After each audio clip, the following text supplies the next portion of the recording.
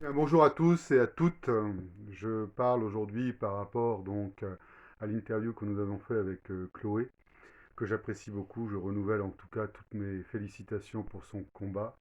Je l'ai dit, donc je vais le répéter encore une fois de vive voix pour peut-être essayer d'avoir d'autres personnes qui sont aussi combatives que son combat, hein, que ses combats, puisqu'elle s'est engagée sur plusieurs fronts. En tout cas, je l'ai découverte, comme je disais, à Chloé la fois dernière, lorsqu'on était en confinement et lorsqu'il y avait cette Corona Circus. Effectivement, nous avons convenu de nous rencontrer à plusieurs reprises et il s'avère qu'on devait se rencontrer en fait au mois de janvier de cette année.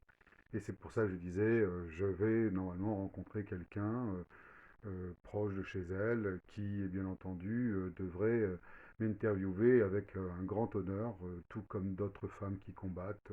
J'apprécie beaucoup, beaucoup, beaucoup son combat.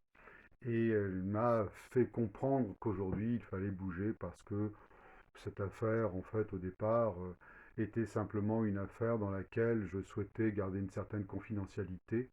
Non pas d'ailleurs parce que je voulais en tirer plus profit, ou non pas d'ailleurs parce que je voulais éventuellement avoir les honneurs, absolument pas. Je voulais que ça se termine vite et je vais vous donner la raison pour laquelle d'ailleurs on m'a proposé au départ une donation. C'est tout simplement le fait que à un moment donné, il fallait que je parte de mon immeuble et cette histoire de financement, comme vous l'avez compris, est liée d'ailleurs à cette affaire, puisque certainement Juncker a fait pression sur la Banque populaire Lorraine-Champagne, mais ce n'est pas une excuse. La Banque populaire Lorraine-Champagne a fait une escroquerie. Elle aurait dû être poursuivie par M. Jacob, le président du pôle d'instruction de Metz, ce qu'il n'a pas fait.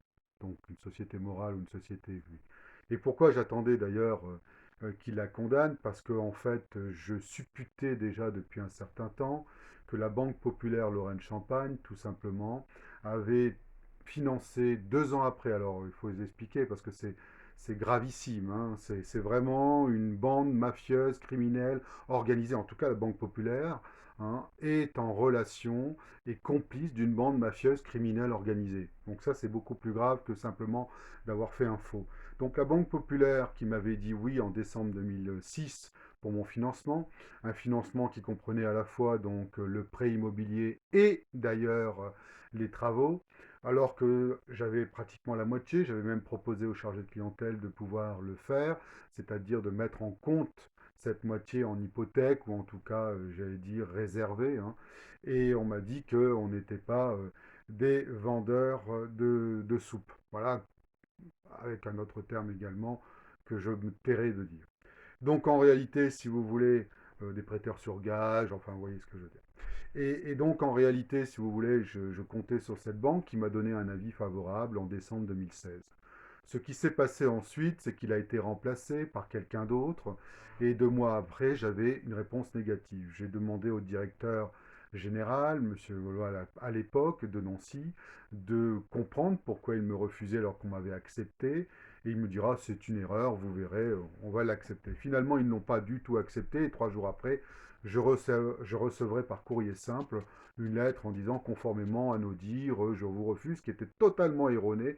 Et nous étions donc en 2007 et j'avais absolument aucune idée de cette liaison avec cette affaire Juncker qui, malgré tout, avait déjà commencé pour moi. Elle avait commencé parce que, alors je continue et puis après je dirai pourquoi elle a commencé déjà en 2007. C'est qu'en réalité, si vous voulez, donc la banque, dans un premier temps, m'a dit oui. Finalement, ils me transféreront donc à Thionville. Le directeur d'agence dira, Monsieur Coustet, je n'ai aucune difficulté à vous financer. Et puis parce que tout simplement, il y avait une rentabilité de 12% et qui connaissait très bien le marché immobilier en Luxembourg. Et c'était l'une des rares banques, hein, françaises qui finançait au Luxembourg. Donc à partir de ce moment-là, j'ai eu confiance dans ce directeur d'agence qui me fera attendre d'ailleurs quasiment plus d'1 an pour me dire combien il me restait à payer. Donc j'avais déjà payé énormément à titre personnel et il me financera uniquement la somme restant due. Pour vous dire, j'avais déjà dû mettre 35% d'apport personnel. À partir de là, il me dira, écoutez, si vous payez pendant 1 an, je m'engage personnellement à vous financer la totalité, donc le rachat de cet immeuble, c'est-à-dire le rachat du crédit actuel, avec derrière la possibilité d'y faire les travaux. Donc on avait déjà convenu d'un prix. Lorsqu'il me rappelle, au mois de juin 2009, c'est lui qui me rappelle en disant, écoutez, maintenant nous allons faire votre prêt conformément à mon engagement. Lorsque je viendrai, il me dira quand même que mon compte professionnel était débiteur. Il voudra me faire un billet à ordre, donc vous savez tout, hein, pour pouvoir effectivement comprendre cette affaire de long en large et en travers. Et en réalité, au bout d'un mois, le prêt n'était toujours pas accordé, donc il me dit on part vers un deuxième billet à ordre, donc on remplit le deuxième billet à ordre. Il me tiendra des propos plus que suspects, que j'analyse aujourd'hui comme véritablement une conspiration par rapport donc à ce financement. Et je n'entendrai plus parler de lui, en tout cas si je l'appellerai régulièrement, le prêt sera toujours en cours et ce billet à ordre ne sera pas renouvelé.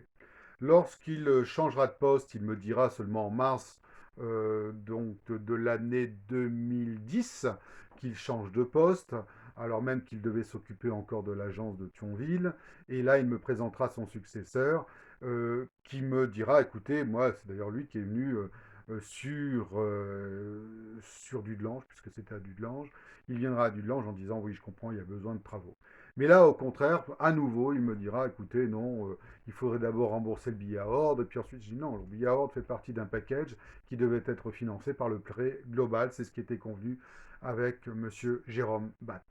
À partir de ce moment-là, donc on se fâche, la banque me met en demeure, et puis ensuite, eh ben, comme mes locataires hein, qui n'avaient pas eu les travaux escomptés sont partis, eh ben, j'ai des problèmes, des difficultés financières. Donc ça arrive en 2011. Ensuite, on s'aperçoit que quand ils nous donnent les documents, enfin moi je m'aperçois qu'en réalité le troisième billet à ordre qu'ils ont fait de même, donc à la banque, hein, ce troisième billet à ordre est bien entendu un faux. Je porte plainte. Finalement, ça sera classé sans suite. Je me constitue partie civile et en 2016, fin 2016, je serai enfin entendu par le juge d'instruction qui fera donc une analyse graphologique par un expert auprès des tribunaux. Cet expert, bien entendu, déterminera qu'il s'agit bien d'un faux, et donc on devait poursuivre pour cette infraction déjà la banque, et M. Jean-Luc Jacob dira qu'il n'est pas nécessaire de poursuivre la banque puisque je ne l'ai pas attaqué au civil. J'attendais en fait, tout simplement, dans ce pénal, dans cette condition pénale, et on m'a donné raison puisque j'ai dit que c'était un faux depuis le départ, je subodorais qu'il y avait bien entendu une organisation parce que c'était très bizarre. Entre-temps, nous étions déjà en 2016, j'avais bien compris tout le fil de l'affaire et je vais vous raconter justement, ça revient avec la synthèse que nous avons fait avec Chloé. Alors, heureusement que Chloé m'a coupé parce que sinon ça pourrait durer des heures puisque ça fait déjà 12 ans que cette affaire dure. Alors, qu'est-ce qui s'est passé Monsieur donc Jean-Luc Jacob, président du pôle d'instruction, dira que bah il classe, hein, parce que pour lui ça, un faux c'est pas un faux, et qu'il a des doutes de quoi, des doutes de quoi, des doutes que, sur le fait que ça soit pas rempli que normalement comme je l'ai rempli, avec mon écriture, avec un tampon de la société, il n'y avait rien de tout ça. Donc monsieur Jean-Luc Jacob est complice de cette bande mafieuse. Jean-Luc Jacob, qui est président du pôle d'instruction, mais qui est également franc-maçon. Tout comme M. Vouot, qui ne fera pas une enquête criminelle, qui au bout d'un an dira c'est irrecevable, non, non, mais vous en faites pas, non, non, mais c'est le Luxembourg. Non, non, c'est pas le Luxembourg. Il y a eu, bien entendu, l'affaire de la France. Bien. Donc, M. Jean-Luc Jacob, quand il jugera ça en 2018, je n'avais pas les moyens d'aller en cassation, je n'avais pas non plus les moyens d'attaquer, puisque mon avocat me disait qu'il n'avait pas l'intention de le poursuivre. À partir de ce moment-là, si vous voulez, je me rends compte, excusez-moi, hein, c'est du direct, je me rends compte qu'il y a véritablement une volonté de poursuivre uniquement mon cas, donc je suis persona non grata, hein, forcément. Je suis non seulement victime, mais je suis persona non grata dans cette affaire parce que je suis dans une affaire d'État. Alors, moi, affaire d'État ou pas, pour moi, Jean-Luc Juncker, pardon, Jean-Luc Jacob, que ce soit Jean-Luc Jacob qui est un citoyen comme un autre doit être jugé pour complicité en bande organisée, tout comme le juge qui dit bah non, bah je veux pas poursuivre, écoutez, c'est voilà, le pôle d'instruction dit non, donc moi je vais dans son sens. Donc en fait, personne en justice française qui seront nommément, hein, nommément appelés. Alors vous avez des avocats encore qui sont dans la doxa et qui pensent que ces juges-là ne vont pas être poursuivis. Moi, je vous dis, avec les événements qui vont arriver, je pense qu'ils seront poursuivis et qu'ils ont du souci à se faire parce que justement, ils ne remplissent plus aucune condition de la légalité, on va dire. De la légitimité, mais de la légalité également. Parce que si un faux n'est plus un faux, parce qu'il estime que c'est plus un faux même, et en dépit d'un expert auprès des tribunaux qui écrit cela, et vous croyez très honnêtement, en plus, à l'époque, j'étais déjà ruiné, hein, vous pensez très honnêtement que j'aurais fait une consignation de 800 euros, il me semble, hein, 800 euros juste pour entendre dire que c'était moi qui avais signé le billet. Enfin, à un moment donné, il faut quand même se rendre compte de l'ignominie et de l'ineptie de leurs propos de ces juges. C'est pour ça d'ailleurs que suite à ça, plus tout le reste, hein, ce qui m'est arrivé encore dernièrement, je vous l'expliquerai prochainement, on attendra les résultats et après je vous expliquerai si c'est pas conforme à ce que j'attends, pas à ce que j'attends, au droit, soyons le bien, le droit le plus strict. Le droit le plus strict, mais pas le droit le plus strict tel qu'ils l'entendent, eux. C'est-à-dire de faire le droit quand ça les arrange et de ne pas le faire pour des choses plus graves, puisque là, il y a des tentatives d'assassinat, parce que là, il y a effectivement une volonté de me ruiner, parce que là, il y a une volonté tout simplement d'aller dans le sens de ce que ces gouvernants pourront leur offrir par la suite, c'est-à-dire une promotion. C'est ce qui s'est passé pour chacun de ceux qui n'ont strictement rien fait ou qui ont fait mais qui n'ont pas donné. Par exemple, UQRM a fait une enquête où j'étais victime de faux rendez-vous sur Paris dans des cabinets d'avocats que je citerai prochainement, bien entendu. Il n'est pas question que ces cabinets puissent continuer. Je pensais qu'il y avait une justice, mais visiblement il n'y a pas. Donc ça sera la justice populaire qui jugera. Et populaire, citoyenne. Donc ces cabinets d'avocats, donc premièrement j'appelle des cabinets d'avocats, concernant une affaire que j'expliquerai plus tard, mais dans mon bouquin, vous verrez, ça sera très clair.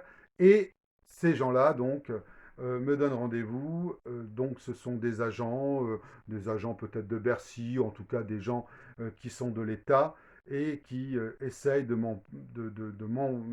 poser des questions, enfin de m'envoyer vers des questions très suspicieuses, on va dire. Voilà.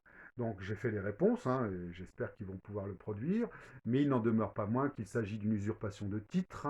Il s'agit bien entendu non seulement d'une usurpation de titre, mais ça veut dire qu'ils m'ont écouté, ça veut dire également qu'ils ont bravé tout simplement l'écoute entre un conseil et un cabinet d'avocats, donc enfin, faux sur toute la ligne, hein. Et puis bien entendu d'ailleurs avec certainement un ou deux policiers OPJ.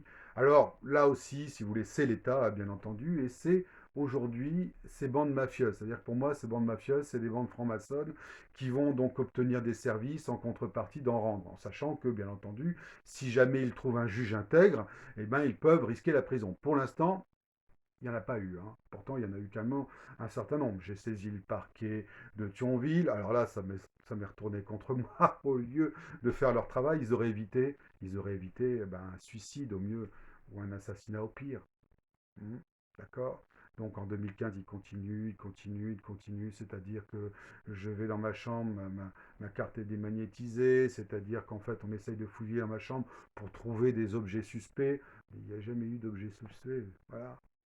C'était sans arrêt dans ma voiture était d'ailleurs sous traceur parce que je n'avais pas de numéro de téléphone et quand j'appelais une cabine téléphonique, j'étais soit rejoint par la douane, soit éventuellement par une voiture comme vous pouvez voir sur mon site Mafia Luxembourg Éclaireur, enfin Luxembourg Mafia Éclaireur et vous verrez qu'effectivement je donne la voiture. Alors pourquoi je le savais? Parce que je savais bien entendu qu'il y avait une cabine téléphonique. Et bien entendu, je me doutais bien qu'il allait y avoir quelqu'un à cette cabine téléphonique, puisque je n'avais plus de téléphone étant donné que comme j'étais géolocalisé en temps réel, comme le 27 mars dernier, encore, donc imaginez, on est en 2014 à l'époque, 2015, nous sommes en 2022. Vous voyez, ça, si c'est pas de la persécution, je sais pas ce que c'est, hein. D'accord. Donc il va y avoir une plainte, bien entendu, alors ils vont l'entendre, et bien entendu, je ne pense pas que cette plainte aille très loin comme toutes les autres plaintes, puisque aujourd'hui, en réalité, on me conserve de manière totalement illégale mon téléphone parce que éventuellement j'ai enregistré quelqu'un. Alors j'ai enregistré tout simplement la séance de tribunal dans laquelle je suis allé. Alors je vais teindre la chose pour vous dire que c'est inadmissible.